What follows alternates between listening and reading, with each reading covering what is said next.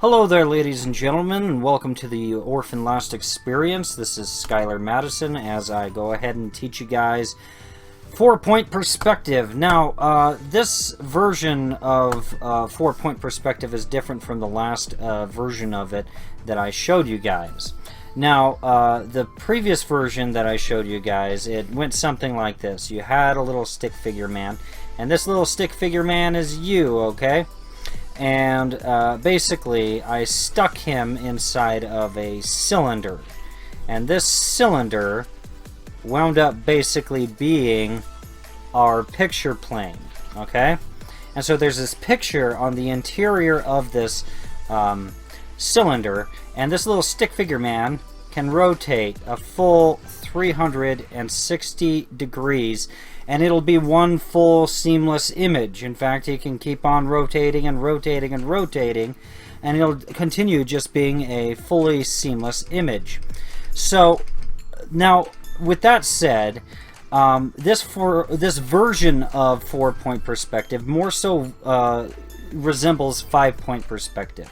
So I'm going to go ahead and do a little bit of an overview of 5-point perspective again, just a little bit. Okay, so we got our stick figure man, and basically the picture plane was a bowl. Okay, it was a concave bowl, and this is basically how it works out. It's not as if there was like 3 or 4 feet away from you in this picture bowl.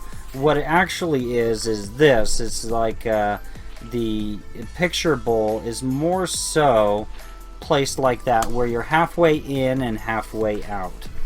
And when you look up, you're literally looking at the zenith. And then when you look down, you're literally looking at the nadir. And then when you look left, you're looking at the east vanishing point, okay? Perspective east, not true east. And then here, if you look to your right, you would have the west vanishing point. Looking straight forward, you got your north vanishing point. So here's what you need to know about 5-point perspective if you haven't been following my curvilinear perspective tutorials. I've already explained this before, but this is to just make things a little bit more accessible. But if you don't understand what I'm talking about here, you should probably go back and watch those prerequisite videos.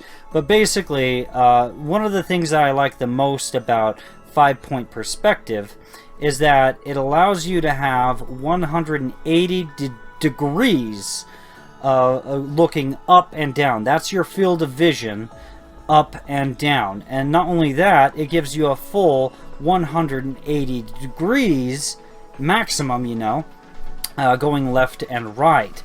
And also, the thing is about curvilinear perspective is most oftentimes, if you have if you're using this for animation, let's suppose you have a camera. Okay, so let's just say this weird shape that I'm drawing is a camera. Now, with linear perspective, this is the way it works out. If you start panning around with your camera around a linear perspective drawing, this is what it looks like. The camera's basically panning. It's just moving left and right, and it's just facing this direction, this straight ahead direction. And whereas with 5-point perspective, what I like the most about it is that it swivels. The camera just swivels like this. So this is where the camera lens is, and it goes like that. Whether it's up, down, left, right, the camera swivels like this. So the lens really isn't doing any movement at all. It's just this swivel movement. Okay?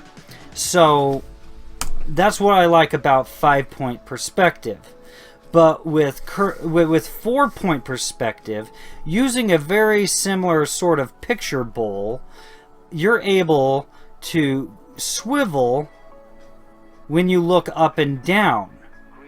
But when you look left and right, you're panning, just like with linear perspective. Okay, and that's some of the reason why I like this version of 4-point perspective.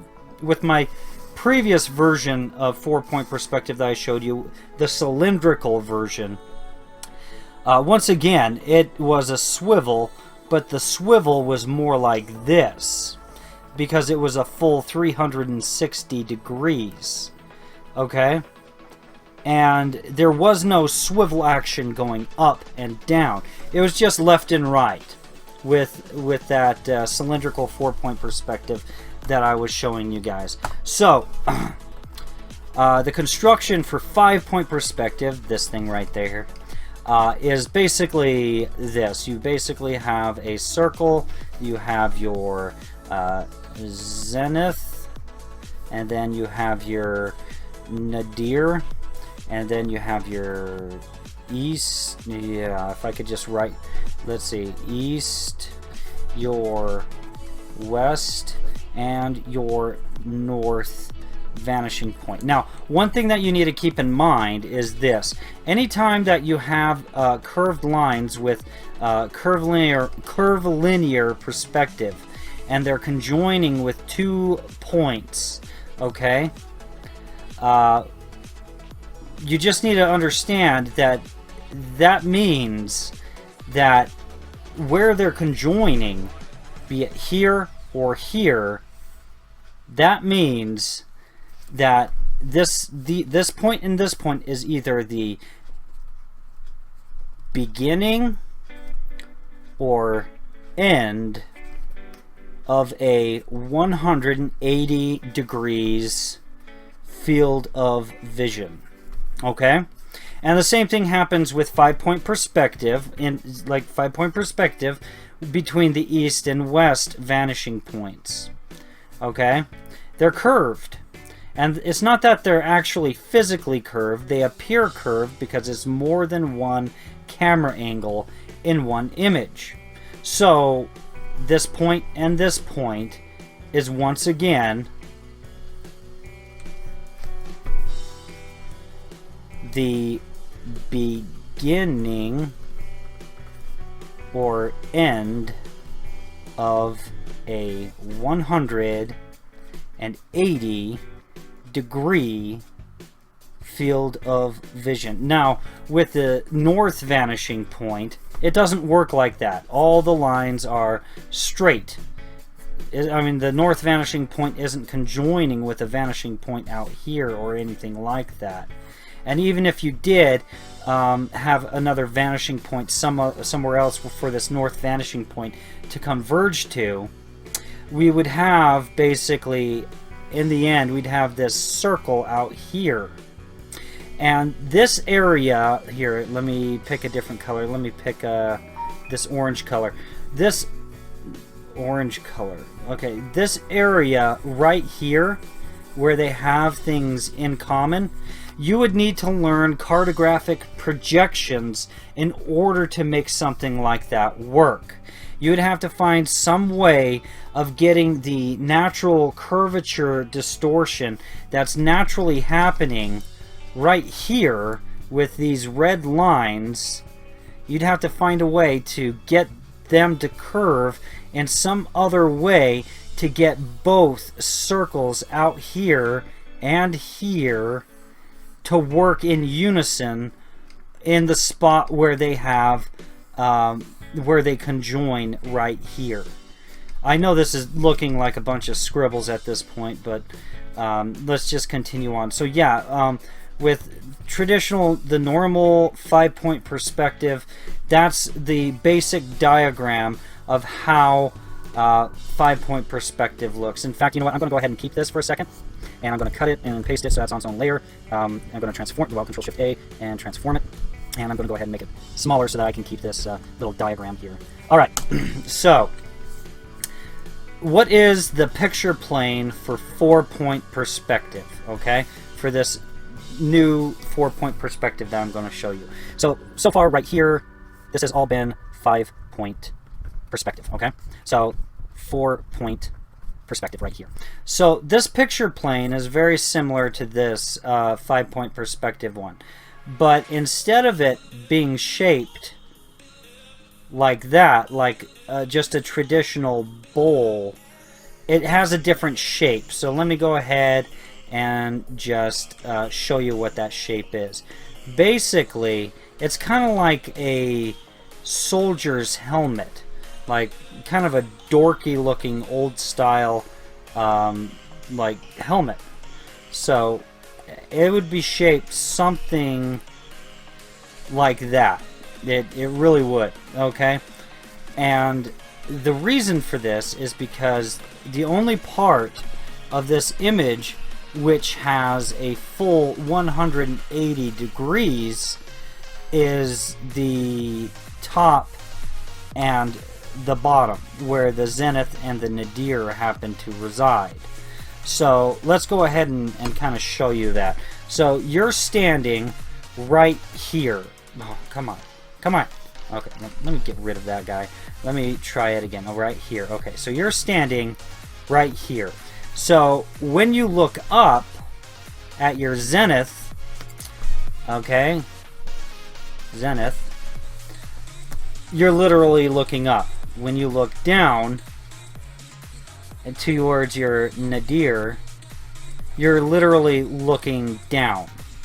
But when you look at your, oops, come on, east and west vanishing points, you're not looking to your left or to your right. You're just kind of turning your eye a little bit. Your head is still stationary. So what does this mean? Well, it means this. Let's say we were to draw a straight line right through your sternum, okay? Let's do that again.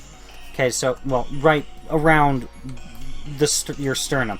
This exact same line, if you were to continue it from the zenith to the nadir, okay, it would be the exact same thing as this line right here, which is the 45-degree mark. It is the line that separates everything into 45 degrees. So right here is the 45-degree mark on the actual canvas. Now, unlike 5-point perspective, you don't have a north vanishing point, but if you do draw a northern vanishing point, it will represent 45 degrees. Alright? So, if you join this point right here to your 45-degree mark, and this point to your 45-degree mark, what you have is a 90-degree angle. Okay?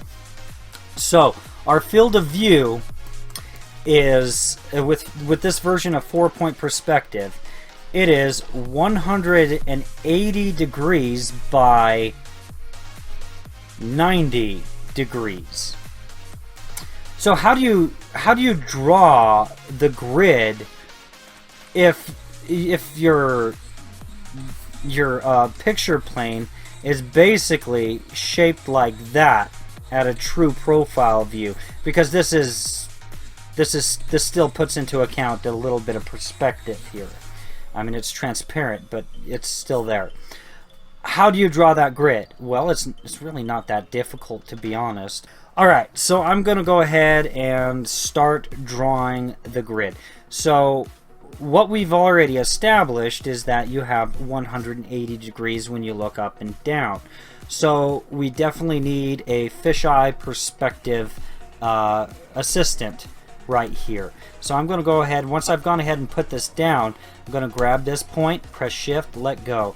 Grab this point, press shift, let go. That makes sure that this line is perfectly plumb. It's perfectly up and down. And it also makes sure that this immediately snaps to being a perfect circle. You don't necessarily have to have it as a perfect circle, otherwise it wouldn't let you do this. But, like, it's good to know, especially if you need to know where your 90-degree marks are. Okay, so we need to find that out, actually. So I'm going to pull out my brush. I'm going to go ahead and press V, start drawing, press Shift, and right there, that's my horizon line right there. Alright, and then I'm going to go here, and it's 90 degrees for the east and west vanishing points. So we need to pull out our assistant tool, and we just need to create vanishing point. Get a vanishing point. And then click right there on the edge of the circle, and click, ooh, 1 second here. Come on. Okay, whatever. I'm going to select it there and place it there. Alright, so we got that. And really, normally, if you've seen my video series, Orphanlast's first video intro and avatar, if you've seen that video series, you know that I normally create this grid to be much larger than the canvas. In fact, if I were to make a canvas here, the canvas would probably be about that big. Okay, or I could even go like that. That way the curvature of all this might be a little bit different. Or I might, if I wanted to have an emphasis on looking up and then looking down, I could easily do that. Now, if you don't know what I mean by looking up and looking down in that previous statement, if you don't know what I mean by that, you definitely need to go check out my my previous tutorials about this topic. So I'm going to go ahead and start creating my grid, and we're going to do that with a speed painting.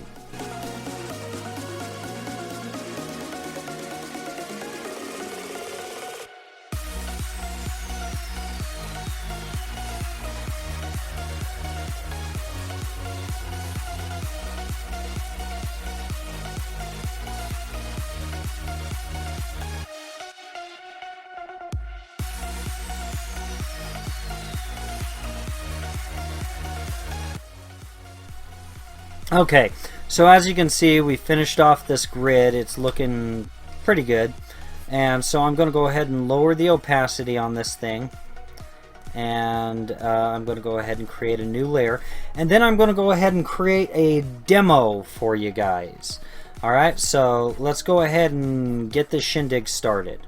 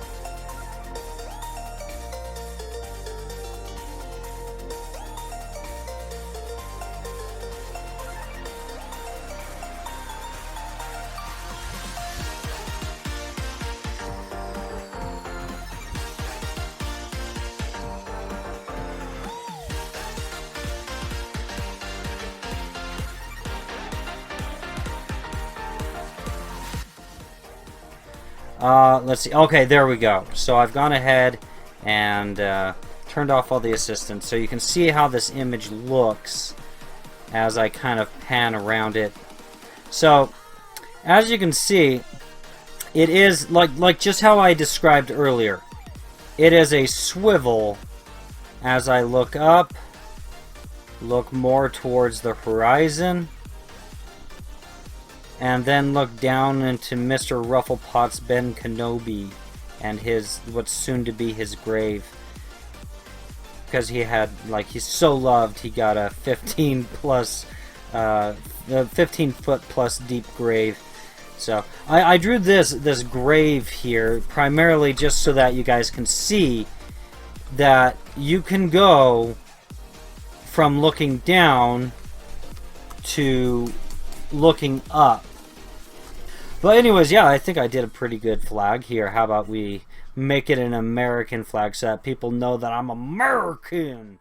Yeah, yeah, booty. Because, like, Americans have so much patriotism and all that good stuff. Yeah, doggy.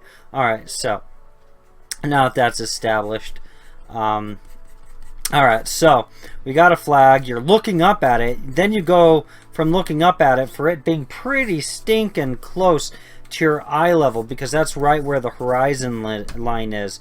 And then you just keep on panning down, and you're literally looking down because it's really close to the nadir. And that's how that works.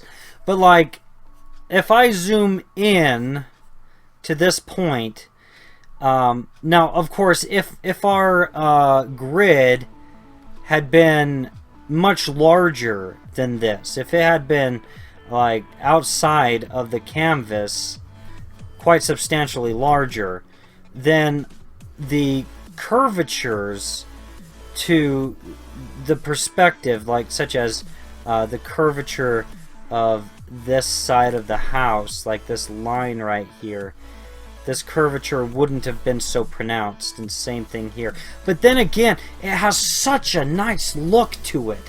Like, it really does. It looks so organic. It works. And so, like, if I were to zoom in here and have a character say, let's say, Jimmy is standing here and he's holding his dead dog, Mr. Rufflepot's bottom, Ben Kenobi, whatever, and he's like juggling him up in the air and stuff, his dead dog and all that fun stuff. And he comes walking around the corner and continues and walks here and then throws Mr. Rufflepot's Ben Kenobi down into this grave here. If you notice, while I am actually panning to the left and right, it's not a swivel. Of course, like, it's hard to see, but like, it's not a swivel at all. It's if I were to draw that camera again, okay,